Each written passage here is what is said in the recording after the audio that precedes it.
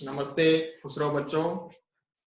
My self doctor Ramveer Singh Meena, assistant professor Sanskrit and yoga department, faculty of Ayurvedic science, Jyoti Vidyapeeth, women university Jaipur. Today I will discuss vector borne disease control programme. तो focus on slide.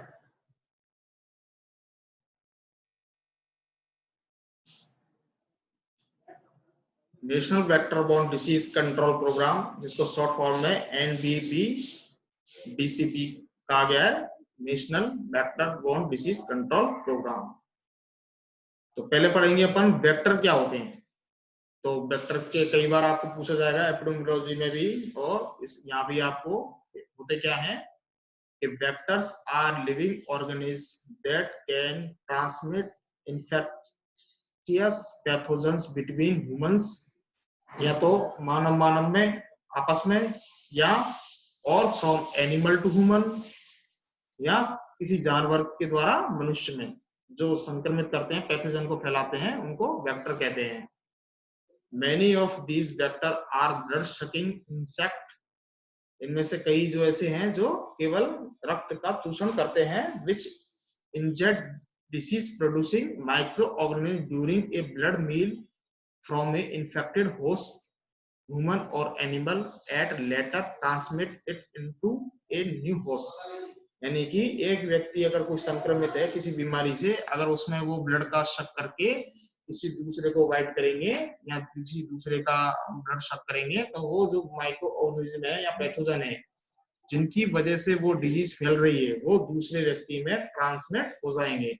तो जिस बीमारी से जो पहला host संक्रमित था, उससे दूसरा होस्ट भी संक्रमित हो जाएगा।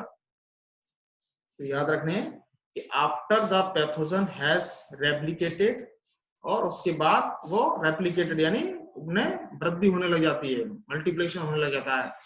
Often once a vector become infectious, they are capable of transmitting the pathogen for the rest of their life during a subsequent bite or blood meal. तो वेक्टर के बारे में ये थोड़ा बहुत इंट्रोडक्शन याद रखना है आपको, होते क्या है ये। अब आते हैं अपन वेक्टर बोर्न डिसीज। तो vector borne disease are human illness caused by parasite, virus and bacteria that are transmitted by vector. यानी वेक्टर बोर्न डिसीज कौन सी होंगी? जो वेक्टर के द्वारा ट्रांसमिट होके फैल रही है, ठीक है, वो वेक्टर बोर्न डिसीज के अंदर आ जाएंगी। Every year there are more than 7 lakh death from disease such as malaria, dengue, स्नोमोटोसिस, ह्यूमन अफ्रीकन ट्राइपेनोसोमोसिस और leishmaniasis, of chest disease, yellow fever, जापानी इंसेफेलाइटिस एंड ऑन्कोरियोसिस। आपको पता होगा अभी कुछ 2-3 साल पहले या अभी लेटेस्ट में डेंगू की वजह से काफी लोग मर रहे हैं, और येलो फीवर है, मलेरिया है, ये इनकी वजह से अब आज भी लोग मृत्यु के ग्रास में जाते जा रहे हैं। The burden of these disease is highest in tropical and subtropical areas. मैं पहले बताया था आपको क्लास में कि ट्रॉपिकल एरिया क्या होते हैं, उष्ण कटिबंधीय प्रदेश, यानी कि ऐसा रीजन जहां पर धूप भी अधिक पड़ती है और बारिश भी अधिक पड़ती है। तो ऐसे जो क्षेत्र होते हैं उनको उष्ण कटिबंधीय प्रदेश कहते हैं, और ऐसे स्थानों पे मच्छर या इंसेक्ट के सर्वाइव के लिए उनके अच्छा एटमॉस्फेयर रहता है। तो ऐसी जगह पे ये डिजीज ज्यादा होती है। जैसे जितने भी साउथ अफ्रीकन कंट्री हो गए, इधर नॉर्थ ईस्ट कंट्री हो गया, जितने भी उष्ण कटिबंधीय प्रदेश हैं, वहां ये वेक्टर बोर्न डिसीज ज्यादा होने की संभावना रहती है। And they disparately affect the poorest population, और जो लोग गरीब हैं, अच्छे से स्वच्छता का ध्यान नहीं रख पाते हैं, अच्छे से हेल्दी न्यूट्रिशन डाइट नहीं ले पाते हैं, तो या उन लोगों में ये डिसीज होती है।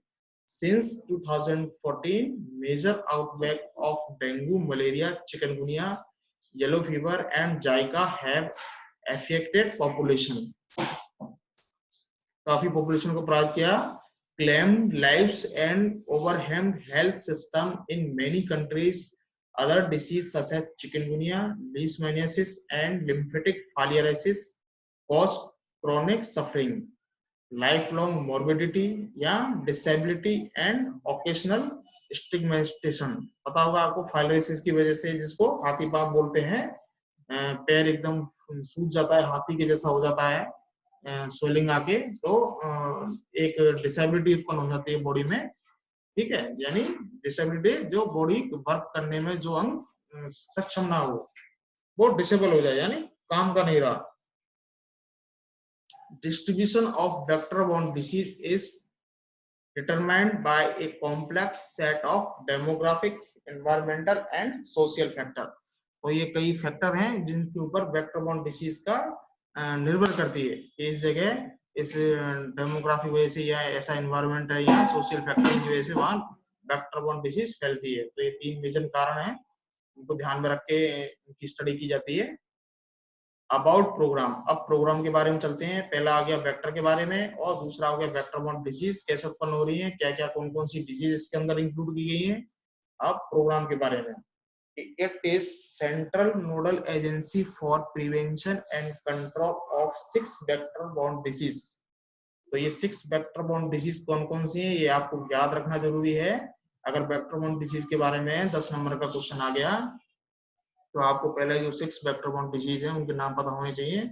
पहला है जिसमें मलेरिया, जो मलेरिया प्रोग्राम के बारे में अपन इसमें डिटेल से पढ़ चुके हैं। डेंगू है, लिम्फेटिक फिलियासिस, काला अजहर, जापानी encephalitis and chikungunya in India. It is part of the technical division of the director general of health services. आपको पता होगा चिकनगुनिया की वजह से हाल ही में जयपुर में पिछले 2-3 सालों में काफी मृत्यु हो चुकी है, अब भी थोड़ी कम है। Government of India equipped with technical expert in the field of public health, entomology, toxicology and parasitological aspect of vector-borne disease. The directorate is responsible for framing technical guidelines and policies as to guide the state for implementation of the above mentioned 6 disease program strategies. Is also responsible for budgeting and planning the logistic patterning of Government of India supply. अब उसके बाद the 17 regional office of health and family welfare of Government of India located at different state headquarter. तो आपको पता होना चाहिए कितने regional office बनाए हैं इसके लिए, वेक्टर बोर्न डिसीज कंट्रोल के लिए 17 रीजनल ऑफिस बनाए हैं पूरे देश में, managed by technical persons to coordinate and monitor all national health family welfare program by close liaison and field visit and for providing technical advice to the considered state under national vector borne disease control program. तो 17 ये इसके लिए regional office बनाए गए हैं, तो जो इस पे पूरी मॉनिटरिंग करते हैं, तो वो ध्यान में रखना है आपको।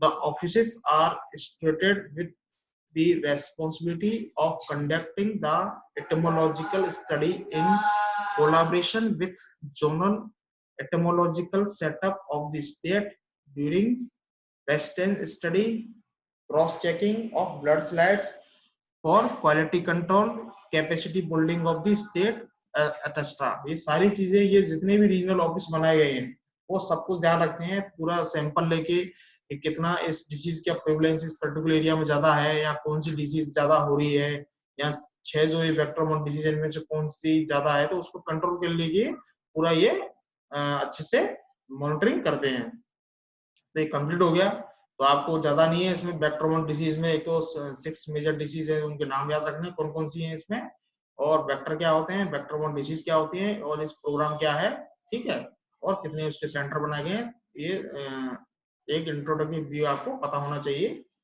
अब इसके लिए कुछ रेफरेंस बुक भी है। अब क्वेश्चन इसमें छोटे भी आ सकते हैं, लॉन्ग भी आ सकते हैं। जैसे फर्स्ट क्वेश्चन है right short notes on vector borne disease, short notes लिखना है, उसमें सारे पॉइंट आपको इंक्लूड होने जरूरी हैं, और launching year of vector borne disease control programme, तो ये आपको पता होना चाहिए। जैसे मलेरिया का है, ठीक है, उस हिसाब से सारी चीज आपको पता होना चाहिए। तो आज का सेशन बस इतना ही।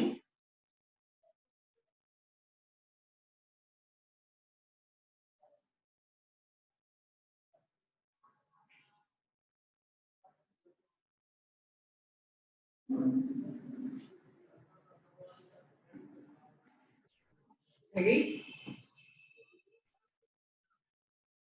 आज कैमरा रिकॉर्ड करेंगे।